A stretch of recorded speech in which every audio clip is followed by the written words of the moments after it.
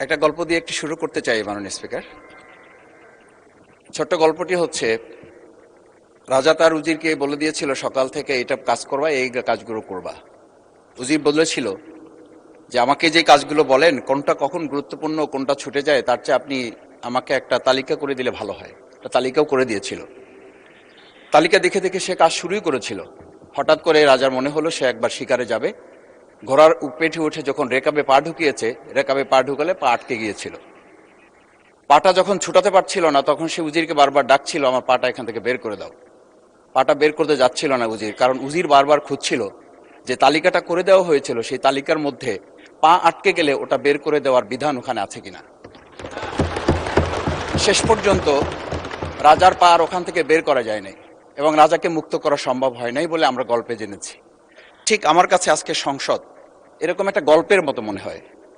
আমরা জুলাই সনদে যখন আমাদের 4 বছরের সন্তানরা জীবন দিয়েছে, আমরা যখন দেখেছি বিগত 17 বছর উন্নয়নের কথা বলে আমাদের নির্বাচনকে ভুলে দেওয়া হয়েছিল, আবার বিগত 1.5 বছর আমরা লক্ষ্য করলাম যে সে সময় আমরা কেউ কেউ নির্বাচন এবং নির্বাচন বলে বলে আমরা আমাদের মাথা থেকে বিচার এবং সংস্কারটাই ভুলে দিয়েছিলাম। আবার এখন এসে আমরা দেখলাম যে আমাদের নখের কালি শুকাতে না শুকাতেই উন্নয়নের কথা বলে আমরা আবার জুলাই সনদটাকেই ভুলে দিতে বসেছি। আমি খুবই বিব্রত হই যে আমাদের সন্তানেরা রাস্তায় দাঁড়িয়ে সেদিন কি প্ল্যাকার্ডে এটা লিখেছিল যে আমরা একটা ফ্যামিলি কার্ডের জন্য আজকে রাস্তায় দাঁড়িয়েছি।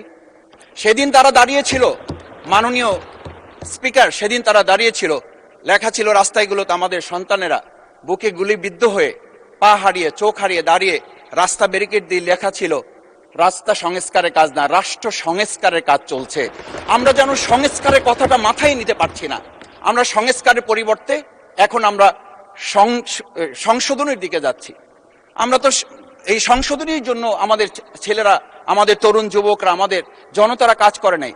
আমি একটা কথা পরিষ্কার বলি, অ্যামেন্ডমেন্টের জন্য তো শেখ হাসিনাও সেদিন অফার করেছিল 24 ঘন্টা দরজা খোলা আছে, তোমরা সংশোধনের জন্য আসো। সেদিন এই ছাত্র জনতা সংশোধন মেনে নেয়নি, তারা সংস্কারের জন্য কথা বলতে চেয়েছিল। আজকে আমরা সংস্কারটা মাথায় নিতে পারছি না কেন? মাননীয় স্পিকার, আমি আর একটা কথা আপনাকে একটু স্মরণ করানোর জন্য বলছি।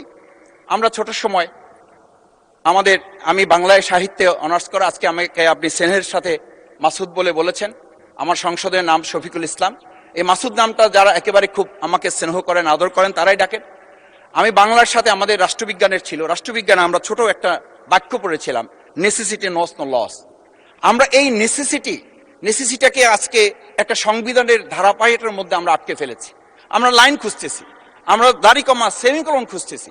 আমরা আজকে পরিষ্কার একটা কথা বুঝি যে আমাদের এই সংস্কারের প্রয়োজনটা এই কারণে দরকার হয়েছে, এই প্রস্তাবটা এজন্য উত্থিত হয়েছে যে এটা 30 কার্য দিবসের মধ্যে যেখানে করার কথা ছিল সেখানে আমরা খাল খননে গুরুত্ব দিলাম, ফ্যামিলি কার্ডে গুরুত্ব দিলাম, কৃষি কার্ডে গুরুত্ব দিলাম, আমরা আরো অনেক কাজে গুরুত্ব দিলাম। অথচ যেটার জন্য আজকে নির্বাচন করে আমরা এখানে নিজেরা কথা বলার সুযোগ পেলাম, সেই সংস্কার আমরা নজর দিতে পারলাম না কেন? মাননীয় স্পিকার, আমি আর দুটো কথা বলি।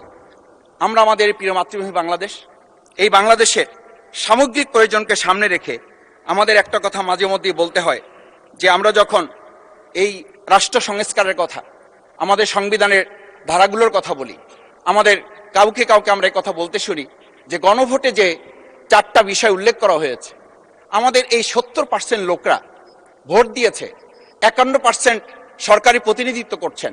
আমি তো একটা কথা যদি পরিষ্কার করে সরকারি বেঞ্চে যারা আছেন, ট্রেজারি বেঞ্চে যারা আছেন, তাদের বিনয়ের সাথে যদি জিজ্ঞেস করতে চাই যে আমরা 51% ফ্যামিলি কার্ডের পক্ষে ভোট দিয়েছে আর আমাদের 70% তো জুলাই সনদের ভিত্তিতে রাষ্ট্র গঠনের পক্ষে ভোট দিয়েছে। আমরা তাহলে 51%কে গুরুত্ব দিয়ে ফ্যামিলি কার্ড বিতরণ করে জনগণের সেই 17 বছরের উন্নয়নের কথা বলে কি আমরা মূল জায়গা থেকে আমাদের দেশের জনগণকে আবার আরেকটা জায়গায় নিয়ে যেতে চাচ্ছি? এমন করে যে আমরা লক্ষ্য করছি, আমরা বলি সবার আগে বাংলাদেশ, আমরা বলি সবাই মিলে বাংলাদেশ। আমি তো তা লক্ষ্য করছি না। আমাদের আশঙ্কার জায়গাটা, আমাদের উদ্বেগের জায়গাটা, উৎকণ্ঠের জায়গাটা মাননীয় স্পিকার ওইখানে যে 11টা সিটি কর্পোরেশনের প্রশাসক বদল হয়েছে। আমরা কি লক্ষ্য করলাম না সবাই মিলে যদি বাংলাদেশ হয় তাহলে সরকারি দলের বাইরে একজন যোগ্য লোক, সৎ কি মানুষ ওখানে খুঁজে পাওয়া গেল না? মাননীয় স্পিকার, আরেকটা কথা বলি, 42টা জেলা প্রশাসক বদল হয়েছে। মাননীয় স্পিকার, এই পাশ থেকে প্রায় কথা বলি যে এখানে বলা হয়েছে যে মানে আমরা সবাই মিলে বাংলাদেশ, সবার বাংলাদেশ যখন বলি, সবাই মিলে দেখি টেবিল চাপড়িয়ে আমরা এই মহান জাতীয় সংসদকে খুবই সরগরম করে ফেলি। এই 42টা যে জেলা প্রশাসক নিয়োগ হয়েছে, এই জেলা পরিষদে গোটা বাংলাদেশের মধ্যে আজকে এখানে যে কমিটি হয়, সেই কমিটিতে আমরা বলি ন্যায্যতার ভিত্তিতে আপনাদের থেকে 2 জন দেন, 1 জন দেন। মাননীয় স্পিকার, খুবই বিনয়ের সাথে জিজ্ঞেস করি, আমরা কি সেই নতুন বাংলাদেশের দিকে যেতে পেরেছি, যেই বাংলাদেশে এই 42 জন জেলা পরিষদের 1 জন জেলা পরিষদকে আমরা কাউকে খুঁজে বের করতে ওখানে ন্যায্যতার ভিত্তিতে দিতে পারলাম না? মাননীয় স্পিকার, আমরা তত্ত্বাবধায়ক আমাদের অন্তর্বর্তীকালীন সময়ে যখন 1-2 জায়গায় এরকম প্রশাসক নিয়োগ হয়েছে, আমরা বললাম এটা সংবিধান লঙ্ঘন এবং এটা গণতন্ত্রের সাথে সাংঘর্ষিক। আজকে গণতন্ত্রের নির্বাচনের ভিত্তিতে আমরা যখন একটা সরকার পেলাম, সেই সরকারে স্থানীয় নির্বাচনের দিকে না গিয়ে যেখানে সরকারের প্রশাসক ছিল তাদেরকে তড়িঘড়ি করে বদল করে বিশ্ববিদ্যালয় গেলে থেকে শুরু করে নিজ দলীয় লোক গ্রহণ করে, আমরা কি এটা বলতে পারি যে সবাই মিলে বাংলাদেশ এবং সবার আগে বাংলাদেশ আসলে এটা আমাদের দেশে আসছে? আমরা বলতে পারি না বিধায়ী আজকে জুলাই সনদ বাস্তবায়ন এবং তার ভিত্তিতে আমাদেরকে এখানে শপথ গ্রহণ করানো হয়েছে। আমাদের এই ট্রেজারি বেঞ্চ থেকে আমাদেরকে বলা হয় এটাই নাকি অবৈধ হয়েছে। অবৈধ একটা কাজ জাতীয় সংসদে আমাদের কাছে কাগজ প্লেস করেছে কে? যারা প্লেস করেছে তাহলে তাদেরকে তো আগে আইনের আওতায় নিয়ে আসা উচিত। এই অবৈধ কাজে আমাদেরকে কারা সহযোগিতা করেছেন? এই অবৈধ প্ররোচনা আমাদেরকে কে দিয়েছেন? এটা তো আমরা জোর করে কেউকে ঘরের পকেট থেকে আমরা নিয়ে আসি নাই। মাননীয় স্পিকার, আমি তো বাউফল থেকে আমার এই মানে সংস্কারের শপথের জন্য আমি তো কাগজ বাউফল থেকে নিয়ে আসি নাই, এখান থেকে দেওয়া হয়েছে। মাননীয় স্পিকার, সবশেষ বলবো, আসুন সময় থাকতে নাহলে